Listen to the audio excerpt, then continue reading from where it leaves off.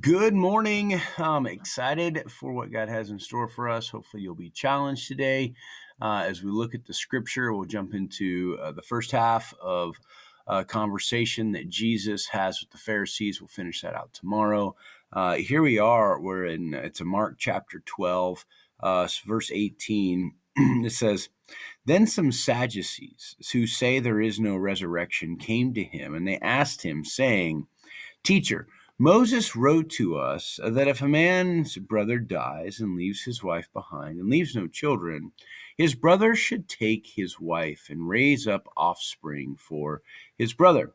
Now there were 7 brothers, and the first took a wife and dying and left no offspring, and the second took her and died and no offspring, and third likewise to 7 had her and left no offspring. Therefore all the woman died also. Therefore, in the resurrection, when they rise, whose wife will she be? For all 7 had her as her wife. So here's the deal. These guys aren't really asking this as a question. They're not trying to learn anything. What's happening here is that the Sadducees, they don't believe in the resurrection at all. And Jesus knew that, so therefore it was pretty obvious that it was a trap. And the way that you can always remember when you read through the scripture, when you see these little disputes between Sadducees and Pharisees and whatnot, is that the Sadducees, they don't believe in, they're sad you see, because they don't believe in the resurrection. That's the story. That's the best way to remember it. When you run across them, they don't believe in the resurrection. They don't believe in any sort of spiritual, miracles, any of those sorts of things. So Jesus would have really been rocking their boat. What section of scripture we're in right now is really the testing, the broad theme. This is the testing of Jesus Christ.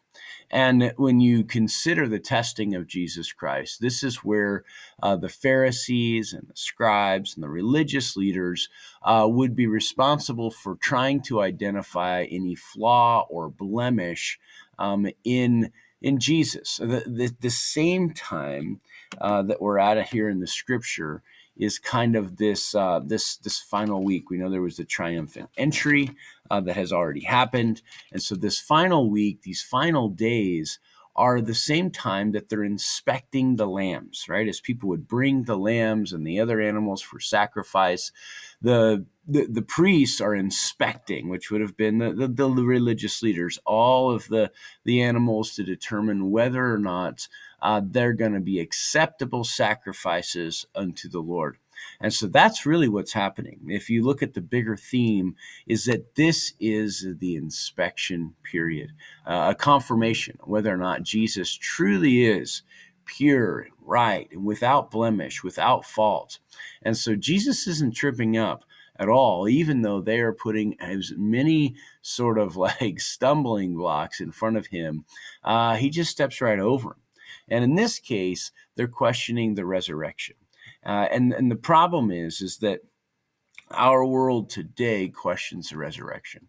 The entirety of our faith hinges on the fact that Jesus Christ raised from the dead. Now, the resurrection they're talking about is basically the resurrection and then kind of a new form of body there in heaven. Jesus' resurrection gives us some real clue to what that looks like, especially as it relates to the ability that they had seen Jesus in a glorified body, a glorified state. And if they could take away the fundamental value of the resurrection, then even if Jesus were to have raised from the dead as he did, then then they can continue to hold fast to what they believe, and people would be drawn to the Sadducees if they could negate the resurrection. Well, Jesus just blows the whole thing out of the water, because when he does raise from the dead, people see him, they can touch him, they experience Jesus in his glorified state, and it changed the world. And that's the point that I want to make sure that we understand today, is that we must believe in the resurrection. Right? That the silliness about, the wives and whatnot, we'll talk about that tomorrow, but we must believe in the resurrection, right? The resurrection is the hope for our soul. The resurrection is the hope for mankind.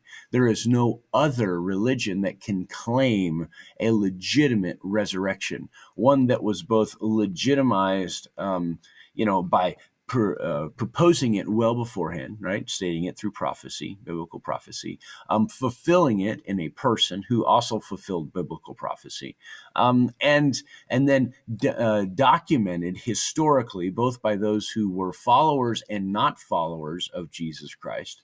And then you get to watch the followers of Jesus Christ, and the way that they went off and lived their life after the resurrection was as though they had hope for a eternity rather than all their hope was here on this earth. And so you look at it and it says, you know what, the resurrection really happened. And that's what we have to hold on to, right? That is the hope that we have, and we don't have to be Sadducee, because the resurrection took place and we have a hope for heaven. So be encouraged, be challenged, be reminded that our entire faith hinges on the resurrection. And there's so much that God has done through that, and even for us on our behalf, through the resurrection of Jesus Christ.